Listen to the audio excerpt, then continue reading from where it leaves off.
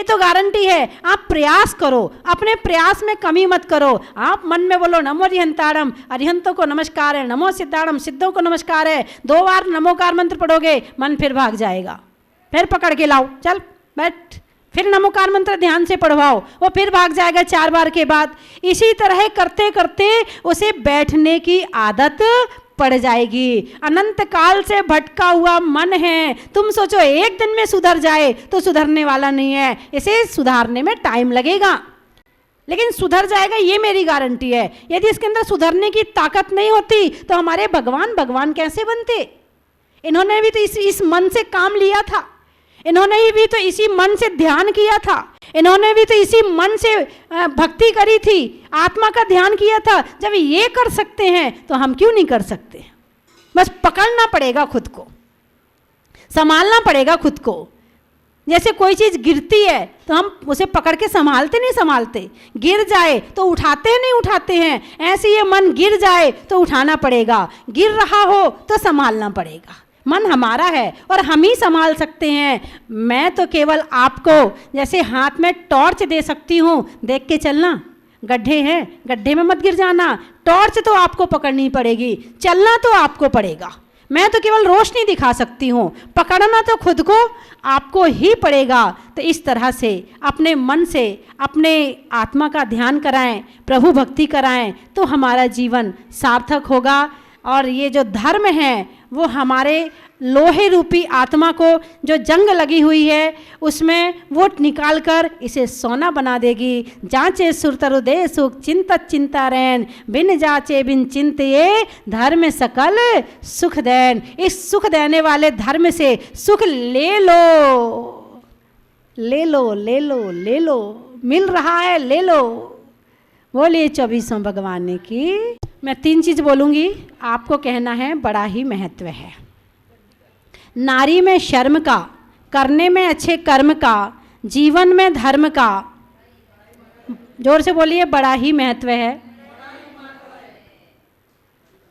चलने में पाथ का, मित्रों में साथ का, तीर्थंकर में मुनि सुब्रत नाथ का, पंखा में झलने का, बच्चों में पलने का, भगवान के जमीन से निकलने का, रिश्तों में अपने का, देखने में सपने का, और तीर्थंकर माता को देखने में सपने, 16 सपनों का, बरसात में छाता का, रिश्तों में भ्राता का, और तीर्थंकर की माता का, पूछने में पता का, नहीं होने में खता का, और तीर्थंकर के पिता का, निधियों में माणवक का, विद्वानों में चाणक का, और भगवान के पंच कल्याणक का, चलने में पाथ का, मित्रों में साथ का, तीर्थंकरों में शांतिनाथ का, हिंदी में मात्रा का, स्कूल में छात्रा का, आज आपकी जहाजपुर की यात्रा का, आत्मा में एक का, मनुष्य में नेक का, करने में भगवान के अभिषेक का, लगाने में नारा का, प्रभु के द्वारा का, भगवान की शांति धारा का, पानी में खोलने का, बनिया में तौलने का, आपके जोर से बोलने का, गर्मी में हवा का, गर्मी में हवा का, बीमारी में दवा का, और आने वालों में 9 गमा का है। गाड़ी जब चलाते तो टोल आता है बीच में, गाड़ी के बीच में टोल का, वस्तुओं के मोल का, और आने वालों में घटोल का। और कहाँ से आए हैं? साबर से। राजाओं में बाबर का, दवाइयों में डाबर का, और आने वालों में सावर का। बोलिए 24वें भगवान की। धर्म स्नेही बंधुओं, आपसे पूछा जाए कि आपको ध्यान करना आता है क्या, तो आप क्या कहोगे? नहीं आता है, यही कहोगे ना? उत्तर यही होगा। लेकिन ध्यान रखना, ध्यान के बिना संसार का कोई काम नहीं होता है। सुई में भी धागा डालना हो तो ध्यान लगाना पड़ता है, तब सुई के छेद में धागा जाता है। जब आपकी बच्ची शुरू में रसोई में जाती है तो आप अपनी बच्ची से क्या कहते हो? बेटे ध्यान से बनाना, कहते हो नहीं कहते? ये ध्यान कहाँ से आ गया? जब बच्चा छोटा होता है, स्कूल जाता है, तो कहते बेटे ध्यान से जाना, ये ध्यान कहाँ से आ गया? जब परीक्षा आती है और बच्चे पढ़ाई करते हैं तो आप अपने बच्चों से कहते हो बेटा ध्यान से पढ़ना, कहते हो नहीं कहते हो? ये ध्यान कहाँ से आ गया? जब लड़का शुरू में दुकान चलाता है तो कहते बेटा ध्यान से दुकान चलाना, मतलब दुकान चलाने में भी ध्यान चाहिए। और नोट बिना ध्यान के गिने जा सकते हैं क्या? ध्यान भटक रहा हो तो नोट गिने जा सकते हैं क्या? नहीं गिने जा सकते हैं। अर्थात नोट गिनने में भी ध्यान की जरूरत है। मन, वचन, काय की एकाग्रता को ध्यान कहते हैं। और ध्यान से ही संसार के सारे काम हो सकते हैं। जब संसार के सारे काम में ध्यान चाहिए तो हमारे धर्म का काम बिना ध्यान के कैसे हो सकता है? जब संसार के काम में यदि मन भटक जाए तो तुम्हारी रोटी जल जाएगी। एक तरफ तुमने गैस पर चाय चढ़ा रखी है, एक तरफ सब्जी छोंक रखी है, तुम्हारा ध्यान नहीं होगा तो तुम चाय में नमक डाल दोगी और सब्जी में चीनी डाल दोगी, उसमें भी ध्यान चाहिए। दूध उबाल रही हो, सामने खड़ी हो और दूध में ध्यान नहीं है, ध्यान कहीं और चला गया, तुम सामने खड़ी हो तो दूध उफन के बाहर निकल जाएगा। दुकान में बैठे हैं, ग्राहक सामने बैठा है और यदि ध्यान से दुकानदारी नहीं चलाओगे तो मामला यहाँ वहां हो जाएगा तुम्हारे सामान का, उसमें भी ध्यान चाहिए।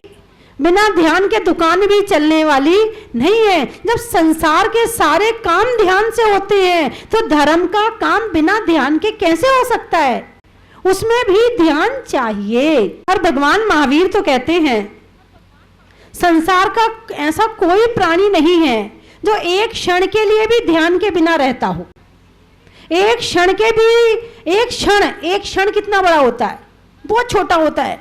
उतनी देर के लिए भी हम बिना ध्यान के नहीं रहते हैं।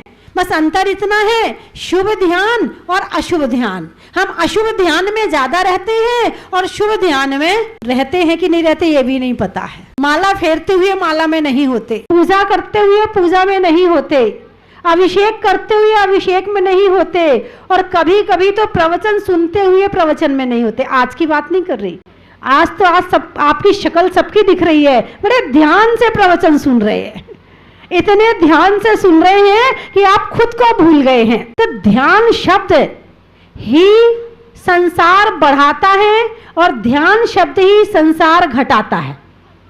यदि अशुभ ध्यान करेंगे तो नरक त्रेंच गति में चले जाएंगे, और शुभ ध्यान करेंगे तो स्वर्ग और मोक्ष में चले जाएंगे। ध्यान ही नरक ले जाएगा और ध्यान ही मोक्ष ले जाएगा। भगवान ने शुभ ध्यान किया, शुद्ध ध्यान किया तो वो मोक्ष चले गए। संसारी प्राणी अशुभ ध्यान करते हैं तो वो दुर्गति में चले जाते हैं। ऐसा है कि नहीं? अरे बोलिए ना, है ना? ऐसे ही है।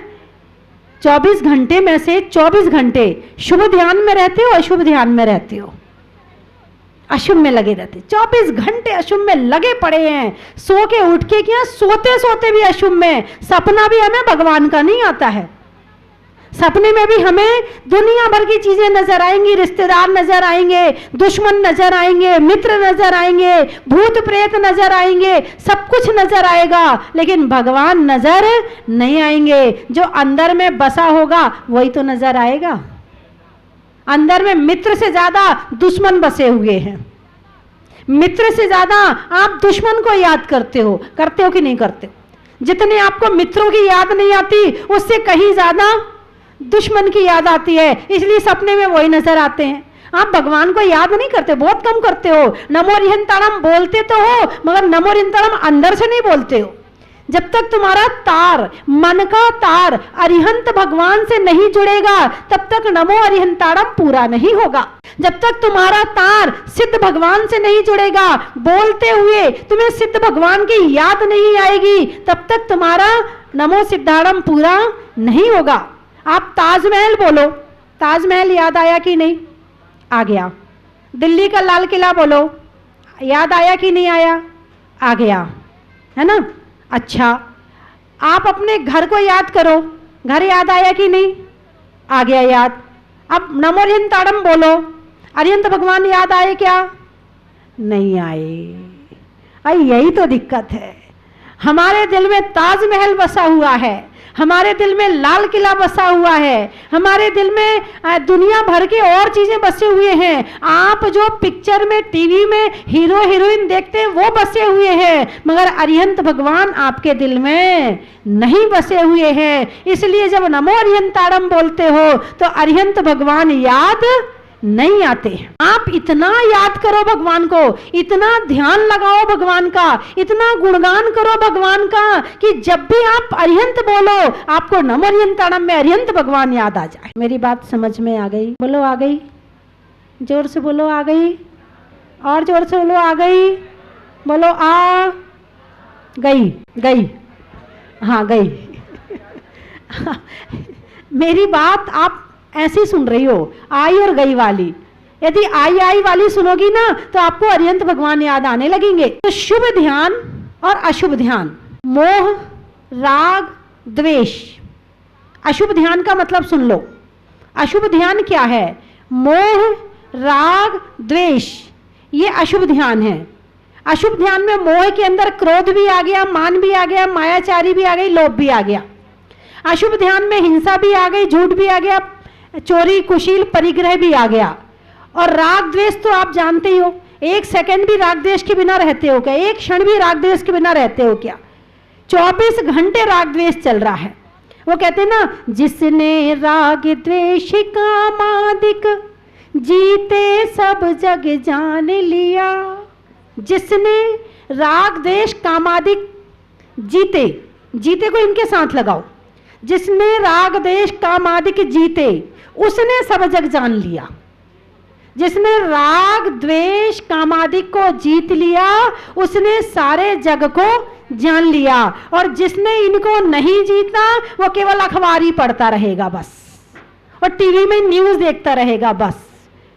जिसने राग द्वेष को जीत लिया उसे केवल ज्ञान हो गया, और जिसे केवल ज्ञान हो गया उसके ज्ञान में सारा संसार अपने आप झलकने लगेगा। उसे अखबार पढ़ने की जरूरत नहीं है, उसे दुनिया में जाने की जरूरत नहीं है, किसी का समाचार प्राप्त करने की जरूरत नहीं है। अपने आप ही दर्पण के जैसे सारी दुनिया उनके ज्ञान में झलकने लगेगी। इसीलिए कहा है, जिसने राग द्वेष काम आदि के जीते उसने सब जग जान लिया।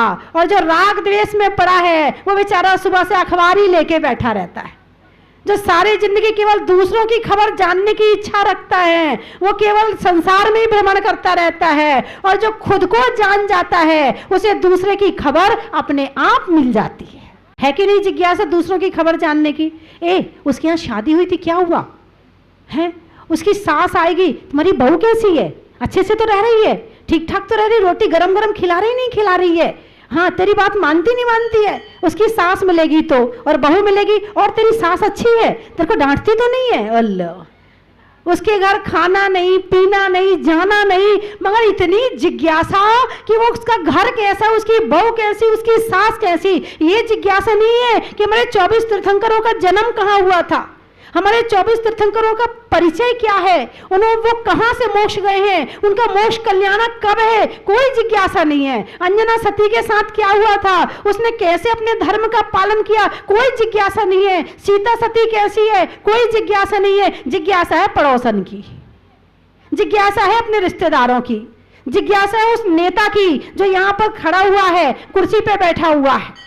बस इसी जिज्ञासा में सारी जिंदगी निकल जाती है, इसी उधेड़-बुन में सारी जिंदगी खत्म हो जाती है। यही है अशुभ ध्यान। ये क्या है अशुभ ध्यान? 4 तरह की विकथा बताई है। राज्य कथा, राष्ट्र कथा, स्त्री कथा और भोजन कथा। राज्य कथा, चोर कथा, स्त्री कथा और भोजन कथा, ये 4 कथाएं बताई हैं, और ये चारों कथाएं अशुभ ध्यान है। राज्य कथा, राज्य कथा करते नहीं करते, जरूरी हो तो जरूर करो, और नहीं हो तो फालतू मत करो। क्योंकि राज्य में यदि जानकारियां नहीं प्राप्त होंगी तो हमारा काम कैसे आगे बढ़ेगा। उस तरह की यदि जानकारी लेनी है तो कोई दिक्कत नहीं है, लेकिन यदि सारे समय केवल उसी में ही मन लगा के बैठे हो तो वो कथा आपके लिए विकथा बन जाती है। दूसरी है चोर कथा। चोर कथा करते कि भाई क्या चोर है, कितनी सफाई से चोरी किया, पता ही नहीं चल पाया। करते नहीं करते हैं इसी तरह से राष्ट्र चोर कथा, स्त्री कथा। स्त्री कथा होती कि नहीं होती? बोलो, बहुत ज्यादा होती है, सुबह से शाम तक होती है। स्त्रियों की कथा तो बंद ही नहीं होती है, इनकी किताब खुल जाए तो बंद करना बड़ा मुश्किल होता है। अभी तो आप बड़े चुपचाप बैठे हुए हो, जरा 2 मिनट को छोड़ दो।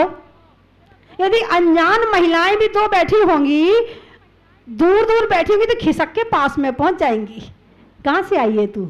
अरे मैं ना उदयपुर से आई हूँ। अच्छा, तू कहाँ से आई है? मैं ना गुजरात से आई हूँ। अच्छा, और तुम्हारे कितने बच्चे हैं? हाँ, मेरे ना 3 हैं, एक पूना पढ़ रहा है, एक बेंगलोर पढ़ रहा है और एक बॉम्बे पढ़ रहा है। अच्छा, मेरे ना 4 बच्चे हैं, चारों बच्चे की शादी हो गई, सब अपने अपने सर्विस पे चले गए, एक उधर है एक उधर। शुरू हो गई ना कथा, है? किसकी कथा कर रहे हो? स्त्री कथा कहो, विकथा कहो, इस चर्चा से कोई फायदा। तुमने अपनी कहानी इसको सुना दी और इसने अपनी कहानी तुम्हें सुना दी, कोई रिजल्ट?